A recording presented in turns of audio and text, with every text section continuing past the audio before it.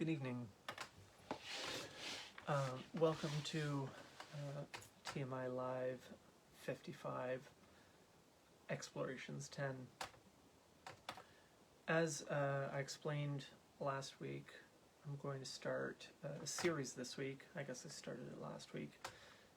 Instead of doing my usual Tuesday night, come along as I inventory Eric McLuhan's library, I thought I'd start a series, something a little more intentional, for a bit of fun. And I was, as I said last week, I decided to pick Explorations in Culture and Communication, the journal started by Marshall McLuhan and Edmund Carpenter, as my subject. That journal went through its original run of 9 issues between 1953 and 1959. But Marshall picked it up again in 1964 with issue number 10 and would become sole editor at that point and produce another 23 issues. These, I guess you might call them later explorations, are not as widely known as the original journal and its contents. But they're also very interesting. I thought, since the first run of Explorations is fairly well known, I would concentrate on the later explorations. So that's what I'm going to start with tonight. So we're starting with Explorations 10. The later explorations were all contained as a magazine within a magazine in the University of Toronto Varsity Graduate magazine, which was edited by Kenneth Eady. Ken Eady would be editor all throughout the second round of explorations up until May 1972 was the last issue. So there were a further 23 issues between May 1964 and May 1972. My father, Eric McLuhan, handily compiled this list of all the explorations. It's a little confusing because they're not all numbered. At least when they started, they didn't become numbered until almost halfway through the run, and then the last couple weren't numbered again, so it gets a little bit confusing. But here we have this magazine within a magazine. It's this different colored paper. This continues the tradition of the Explorations magazine begun by Edmund Carpenter and Marshall McLuhan, in that it's a collection of writing by different authors, a variety of authors on different subjects. This one, Explorations 10, seems to be organized around the theme of masks, which is somewhat pertinent to today as well, as everybody is wearing quite literal as well as their metaphorical masks. At the beginning of this issue, there's a note from the editor saying, Varsity Graduate has spread its wings to embrace 2 additional magazines, each with an editor of distinction. Starting on page 49 is Explorations, edited by Professor Marshall McLuhan, Director of University's Center of Culture and Technology. This is a revival of the famous magazine Professor McLuhan brought out with a Ford Foundation grant in the 50s. In its first incarnation, it had 9 limited printings and cost $1. Any copies extant are valuable collector's items. It also notes here that this run of Explorations, the Associates of the University of Toronto Incorporated, New York, whose generosity on behalf of alumni living in the United States is felt throughout the university, are underwriting these costs for Professor McLuhan's Explorations. So while the first run of Explorations was funded by a Ford Foundation grant that had funded this larger seminar in culture and communication, the series running in the Varsity Graduate magazine was funded through this U of T Alumni Association from New York City, which is kind of bizarre. I'm not going to read everything, I'm not going to read the whole issue, but I'll summarize the main contributions here. Marshall McLuhan is listed as the editor, but we do have contributions here The artist ape as crowd master, Sheila Watson. Eskimo masks the audience as artist, Edmund Carpenter. Ibsenist theater and the theater of the absurd, Wilfred Watson. Toward a perceptual typology and collective persona, Daniel Cappon. Masks, roles, in the corporate image, Marshall McLuhan. So it's a much shorter issue than the original magazines were, and the selections are also shorter. Still, they're quite weighty, especially that bit by Cappon, which we'll get to. First, Sheila Watson. You may have heard I mentioned Sheila Watson and Wilfred Watson. They were married, both of the University of Alberta's English department. Sheila's article here, Artist Ape as Crowdmaster, is about the work of Wyndham Lewis. Sheila Watson was an expert on Lewis, and she references heavily this book, The Apes of God, which is a giant tome. Wyndham Lewis, if you don't know, was a painter and writer, much admired by Marshall McLuhan for both his painting and his writing. Sheila here deals with masks in the writing of Wyndham Lewis, doesn't talk about his art, his visual art. And she goes through all kinds of his works, mainly focusing on The Apes of God and the Childermass, which was the first volume of his Human Age trilogy. She also brings up a lot of people, McLuhan favorites as well. Lewis, of course, Yeats, Baudelaire, Marinetti and the Futurists, Pound, Eliot, and Joyce, constant companions in the McLuhan world.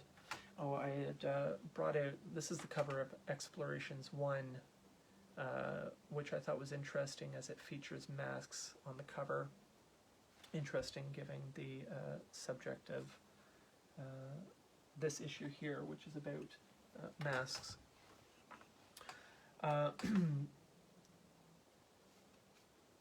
Following Sheila Watson, we have Edmund Carpenter's contribution, Eskimo masks the audience as artist. Edmund Carpenter is listed as Chairman, Department of Anthropology, San Fernando Valley State College. I don't know his biography perfectly to know at what point he'd left University of Toronto and headed down to the States, but here he is, and he and Marshall are still in touch and on good terms, enough that Carpenter contributes a piece. He uses the word Eskimo a lot, which is, I guess it was more widely accepted then than it is today. Today it's considered a colonialist term and is not appropriate for people to use.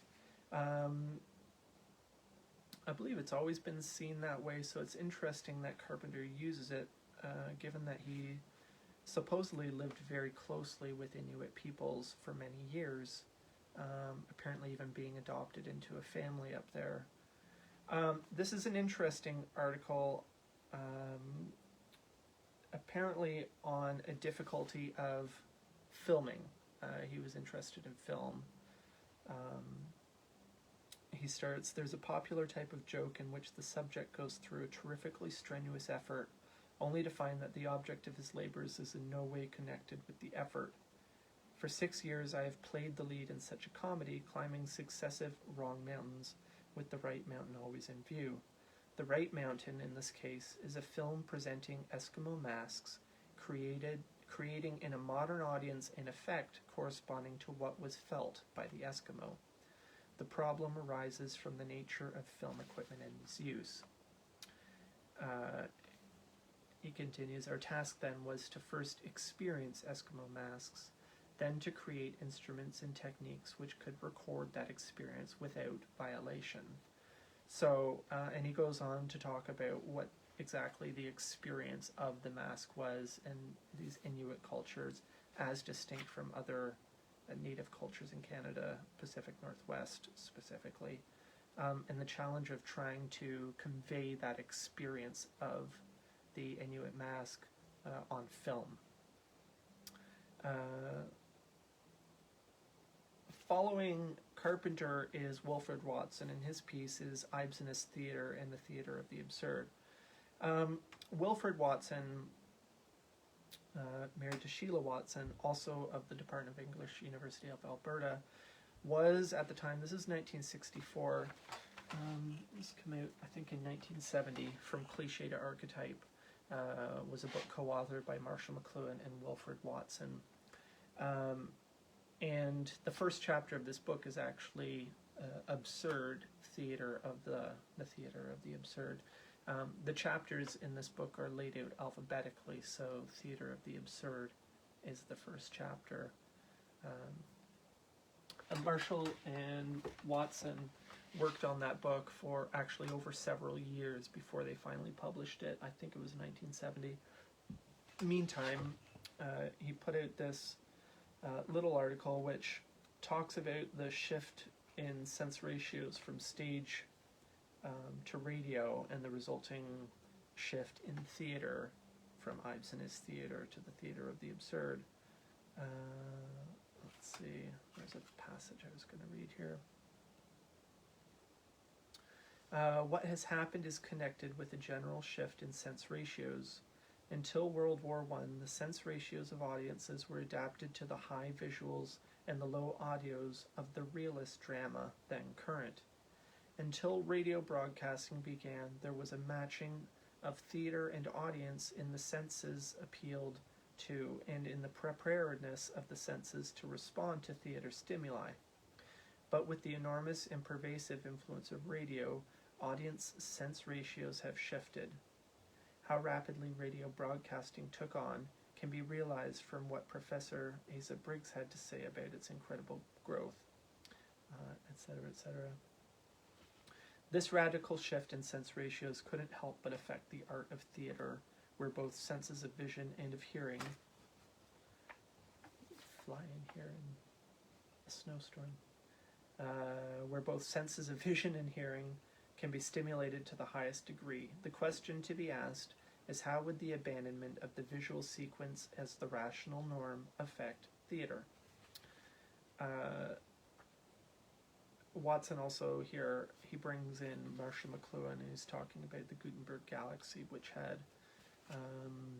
this is summer 1964, so Understanding Media had recently come out, but Marshall was still very much riding the success of his previous book, 1962, The Gutenberg Galaxy, which, as Watson noted here, won a Governor General's Award for nonfiction.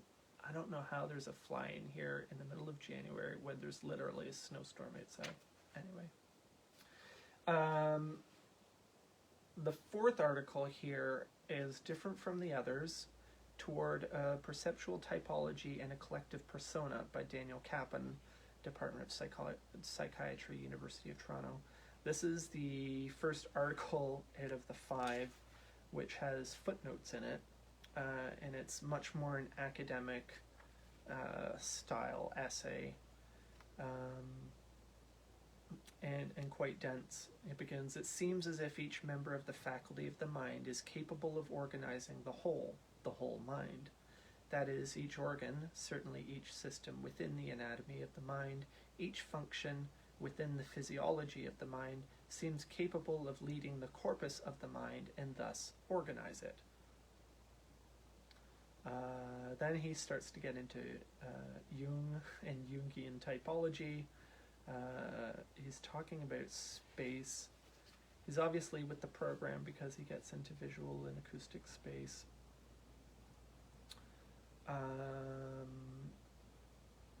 Insofar as it is possible for an individual to possess a dominant psychic characteristic which organizes his experience and stamps his mental structure, it becomes likely that a number of persons, groups, societies are distinguishable from other groups and societies by the presence or absence of such a dominant feature. For example, a visual, literate, fragmented Westerner communicating in the electronic age versus an auditory or visual or tactile tribal integrated Easterner traveling by bullock cart.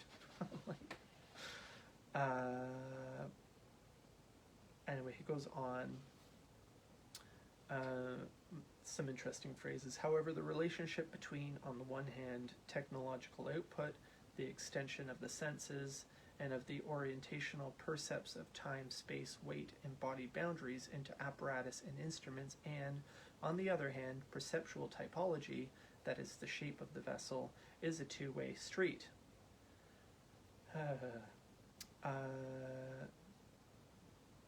He finishes off here, bringing it to the subject of masks. We may not be able to see ourselves as others see us, but we can have a damn good try at it if we see the same way others see, and if we let others see only what we see in others. In this way, images are fashioned. This is the sociogenic basis of Jung's psychogenic notion of persona, the social mask a person wears. Technological advance, say that which widens, deepens, and extends our sight, will lead to visual stereotypes.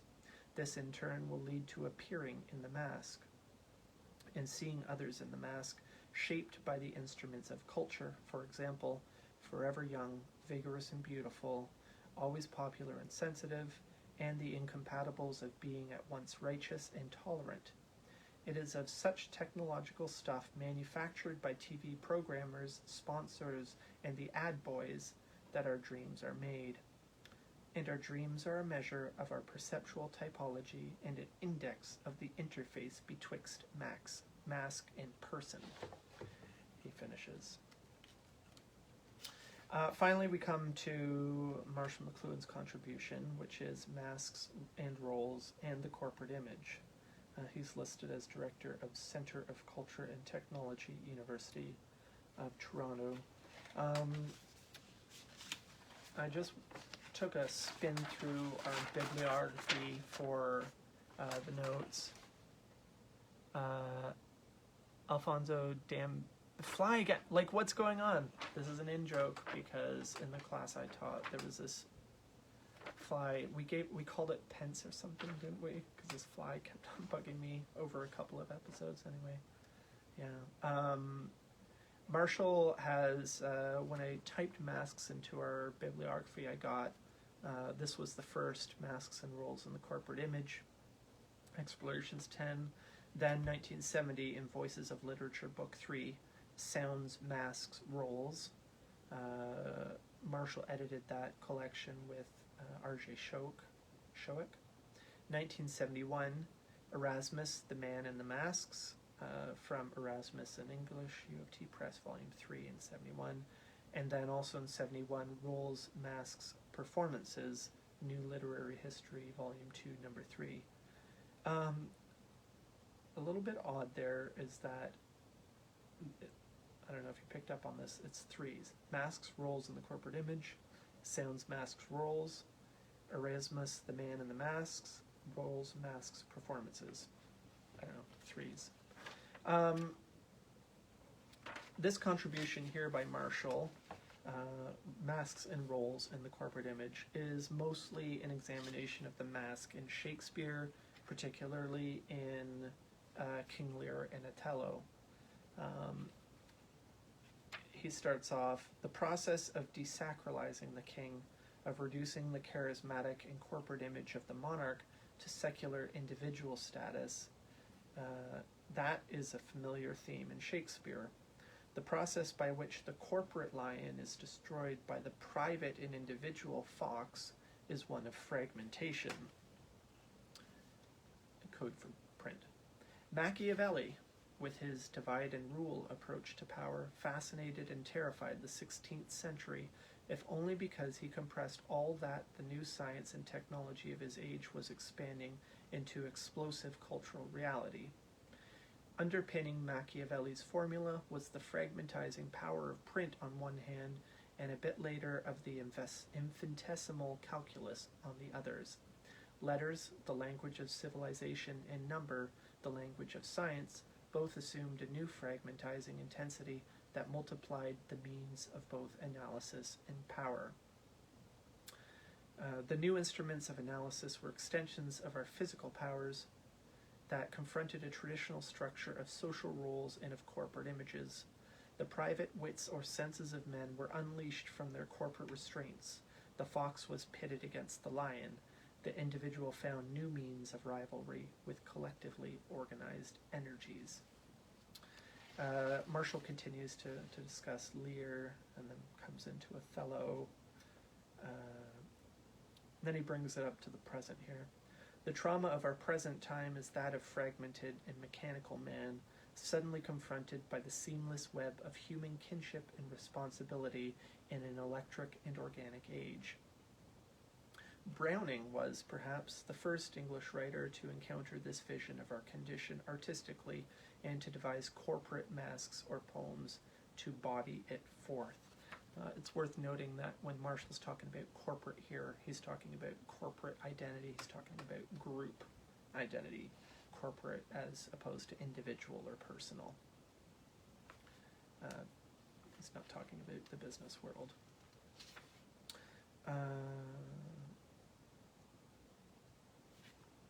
Goes back into Shakespeare. Anyway, that's basically the meat of it. Oh, here's the good part. As the specialist and individualist world of fragmented roles or jobs emerged as a new commercial society, it became plausible to present Tom Jones, the foundling, the role-less and misbegotten, as the type of uninhibited and spontaneously natural man. The absence of a corporate mask became the mark of virtue. For language itself is the collective mask of a culture, even as its resources and powers for channeling perception are the prime concern of the poet.